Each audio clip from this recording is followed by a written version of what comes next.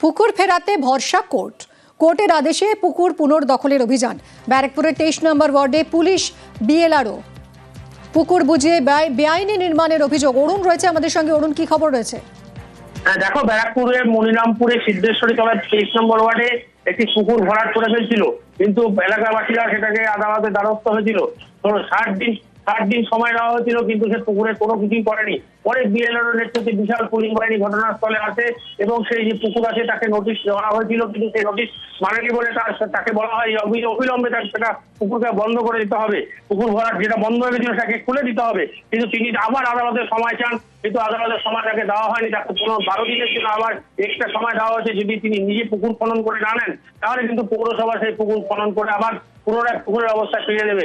এই নিয়ে কিন্তু বিশাল পুলিশ ঘটনাস্থলে এসছে এবং দেখছে কেন। তারা বলছে যে না, এই জমিটা তারা কিনে নিয়েছিল, সেটা পুকুর ছিল না, পুকুর হয়ে গেছে। এইরকম একটা কথা কিন্তু আদালত মানতে পারেনি। আদালত নোটিশ লাগিয়ে দেওয়া হচ্ছে এবং পুকুরের জায়গায় ফিরিয়ে দিতে হবে। ধন্যবাদ। ওনারা দেখাচ্ছেন যে এটা নিয়ে ওনারা হাইকোর্টে মুভ করেছেন, সেটা আমি আমার ওপর মহলে জানিয়েছি। ওখান থেকে ভেরিফিকেশন হচ্ছে, ওখান থেকে যেমন নির্দেশ আসবে এডিএম অফিস থেকে, সেই অনুযায়ী আমরা কাজ করব। সেটা পুকুরই ছিল তো? হ্যাঁ, আমাদের রেকর্ড অনুযায়ী পুকুর। 2007 সালে এই জমি বিক্রি হয়েছিল এবং সিপিএম এর চেয়ারম্যান ছিল, সিপিএম এর কাউন্সিলর ছিল এখানে। তারা এই রাস্তাটাকে বড় করে দিয়ে পুকুরটাকে ছোট করে দিয়েছে, যার ফলে মহামান্য আদালত রায় দিয়েছেন যিনি এখানকার এই পুকুরের মালিক তার পক্ষে, যে আর কিছুটা জায়গা এনক্রোচমেন্ট করে রেখেছে এরা। সুতরাং পুকুর ভরাটের আমরা বিরুদ্ধে, পুকুর যারা ভরাট করেছে তাদের বিরুদ্ধে ব্যবস্থা নেওয়া উচিত। আমরা যখন কিনেছি তখন ওটা পুকুরটা পুরো ভরাটি দেখেছি। পর্চায় পুকুর ছিল? না, পর্চায় পুকুর ছিল না। আমি স্টেট ব্যাংক থেকে ওই পর্চা দেখিয়ে লোন নিয়েছি। স্টেট ব্যাংক এখানে সার্চিং করে গেছে, সার্চিং করে আমাকে লোন দিয়েছে। নিয়ে আমরা মিউনিসিপ্যালিটি থেকে আমাকে সাইট প্ল্যান স্যাংশন করেছে, মিউনিসিপ্যালিটি থেকে আমার বিল্ডিং প্ল্যান স্যাংশন করেছে, আমাকে কমপ্লিশন সার্টিফিকেট দিয়েছে। আমি সম্পূর্ণ ডার্কের মধ্যে রয়েছি। কেন এটাকে আমাকে ভাঙতে হলো? কারণ এইখানকার যারা লোক আছে তারা বলছে যে আমার যেখানে জায়গা আছে সেখানে গোয়াল ঘর ছিল। আধিকারিকরা বলছে যে আপনারা স্টে অর্ডার বের করে আনুন। আমি সময় চাইছি যে আমাকে অন্তত অ্যাপিল করার সময়টা দেওয়া হোক। একটু পশ্চিম মেদিনীপুরের দিকে আমাদের নজর রাখতে হচ্ছে, কারণ জমা জলে বিপর্যস্ত ঘাটাল। টানা বৃষ্টিতে ফুঁসছে এই মুহূর্তে শিলাবতী আর ঝুমি নদী। জল বেড়েছে কেঠিয়া নদীতেও। জলাধার থেকে জল ছাড়ায় আরও দুর্ভোগ। ইতিমধ্যেই ঘাটালের 13টি ওয়ার্ড জলের তলায়। ঘাটাল ব্লকের 8টি গ্রাম পঞ্চায়েত পুরোপুরি জলমগ্ন। যাতায়াতের ভরসা একমাত্র নৌকার ডিঙি। ঘাটালের কিছু কিছু জায়গায় পানীয় জলের সংকটও দেখা দিয়েছে। আমাদের সঙ্গে রয়েছেন আমাদের প্রতিনিধি সুকান্ত চক্রবর্তী। সুকান্ত, যা ছবি আমরা দেখছি, স্থানীয় মানুষজন, গ্রামবাসীরা যারা রয়েছেন তাদের ভীষণভাবেই সমস্যায় পড়তে হচ্ছে। প্রশাসনের তরফ থেকে কি ব্যবস্থা নেওয়া হচ্ছে? প্রশাসনের পক্ষ থেকে নজর রাখা হয়েছে। শুধু তাই নয়, নিচু এলাকায় যেখানে পানীয় জলের সংকট, সেই জায়গায় কিন্তু পানীয় জলের ট্যাঙ্ক, অর্থাৎ উঁচু জায়গায় ট্যাঙ্ক পৌঁছে দেওয়া হচ্ছে এবং এলাকায় এলাকায় মেডিকেল ক্যাম্প করা হচ্ছে, যাতে করে যে বিপর্যস্ত এলাকাগুলি, যে এলাকায় প্রাথমিক স্বাস্থ্য কেন্দ্রগুলি জলের তলায় আছে, সেখানে মানুষ পরিষেবা পেতে পারে। আর স্বাস্থ্য পরিষেবা সেখান থেকেই তারা নিচ্ছে। এক কথায় প্রশাসন তৎপর, কিন্তু তা হলেও ঘাটালবাসীর দুর্ভোগ প্রায় 6 দিন চলছে। একইভাবে জলবন্দী রয়েছে গ্রামীণ এবং শহরের বিস্তীর্ণ এলাকার মানুষ। প্রায় লক্ষাধিক মানুষ কিন্তু জলবন্দী হয়ে, গৃহবন্দী হয়ে পড়ে রয়েছেন, অর্থাৎ তারা কাজ হারিয়েছেন। এই সময় তাদের সমস্যা কথা তারা কিন্তু তুলে ধরছেন যে তাদের বাড়িতে খাবারেরও একটা অভাব দেখা দিচ্ছে। প্রশাসন কিন্তু রান্না করা খাবারও এলাকায় এলাকায় পৌঁছে দিচ্ছে। এক কথায় এই যে জলাধার থেকে ছাড়া জল এবং তার সাথে আবার দুর্যোগ, বৃষ্টি শুরু হয়েছে সকাল থেকে, কিন্তু মেঘলা এবং মাঝে মধ্যে বৃষ্টি হচ্ছে। এই বৃষ্টি এবং জলাধারে ছাড়া জলে কিন্তু আরো ভোগান্তি বাড়বে ঘাটালবাসী। কারণ ঘাটাল শহর এবং গ্রামীণ বিস্তীর্ণ এলাকায় জল কিন্তু এখনো বাড়ছে। ঘাটালের যে শিলাবতী ঝুমি নদী, সেই নদীর জল স্তর বাড়ছে।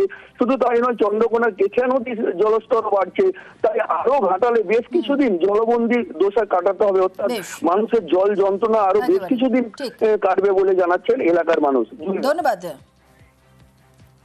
জল মোটামুটি আমাদের এই রাস্তাটাতে এক ছাতি, কোথাও এক কোমর, কোথাও এক গলা, এরকম। এই জল পেরিয়ে যাচ্ছেন, কিছু করার তো নেই, জল বাড়ছে। সমস্যাটা বেশি হচ্ছে, যাতায়াতের প্রবলেম, 1 ঘন্টা যেতে হচ্ছে। নাগারে বৃষ্টির জেরে চাষের জমিতে জমেছে জল। মাঠেই নষ্ট হচ্ছে মাঠের ফসল। কৃষকদের মাথায় হাত।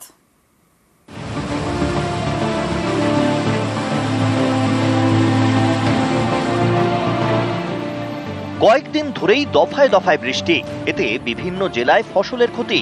যেমন উত্তর 24 পরগনার বসিরহাট, এখানেও কয়েকদিন ধরে বৃষ্টি হচ্ছে। এর জেরে চাষের জমিতে জমেছে জল। বিঘার পর বিঘা জমিতে সবজি চাষের ক্ষতি, চিন্তায় পাট চাষিরাও। যেমন পাট এখন কাটার সময় হয়নি, পাটে ব্যাপক এখন বৃষ্টি, চতুর্দিকে সব বুড়ে গেছে, জলসরা কোনো লাইন নেই। এটা উচ্ছে, বেগুন, পটল এসব তো কিছুই আর হবে না, সব খাতে পানি ঢুকে গেছে এবং যেই বৃষ্টিটা বন্ধ হয়ে যাবে সব শেষ হয়ে যাবে, একদম মোটে থাকবে না। ব্যাপক টাকা দানা করে সব করেছিলাম, এখন সারের দোকান আমার ঋণ শোধ করতে পারেনি। উত্তর 24 পরগনার আমডাঙ্গা, এখানে বিঘার পর বিঘা চাষের জমি। কয়েকদিনের বৃষ্টিতে এখানেও চাষের জমিতে জল, এতে সবজি চাষে ক্ষতি। বেশিরভাগ গাছের গোড়ায় পচন ধরেছে, ফলে চাষের দফা রফা।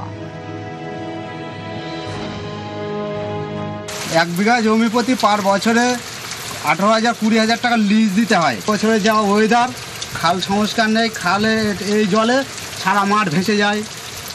আমাদের মাঠে মূলত কপি চাষ, সবই তো শেষ মাঠঘাট। এবারে মানুষ কীভাবে কী করে খাবে, এটাই সব দিশেহারা। পূর্ব বর্ধমানের পূর্বস্থলী 2 নম্বর ব্লকের বিশ্বরম্ভা। রবিবার রাতে এখানে কিছুক্ষণের ঝড়, সঙ্গে বৃষ্টি। সকালে মাঠে যেতেই কৃষকদের মাথায় হাত, কারো জমিতে ভেঙে পড়েছে পেঁপে গাছ। একের পর এক সবজির মাচা মিশেছে মাটিতে।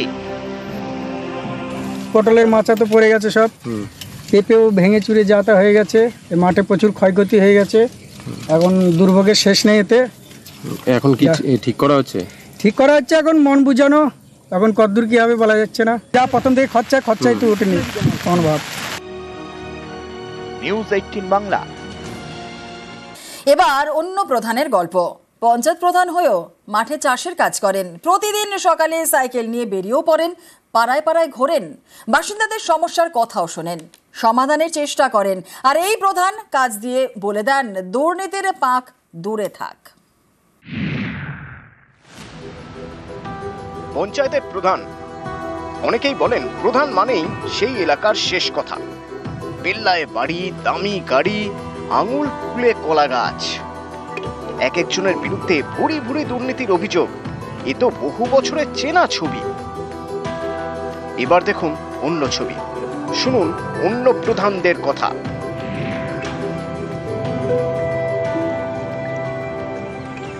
পরেশচন্দ্র বর্মন কোচবিহারের মাথাভাঙা 1 নম্বর ব্লকের জোরপাটকি গ্রাম পঞ্চায়েতের তৃণমূল প্রধান। পেট চালাতে মাঠে চাষের কাজ করেন।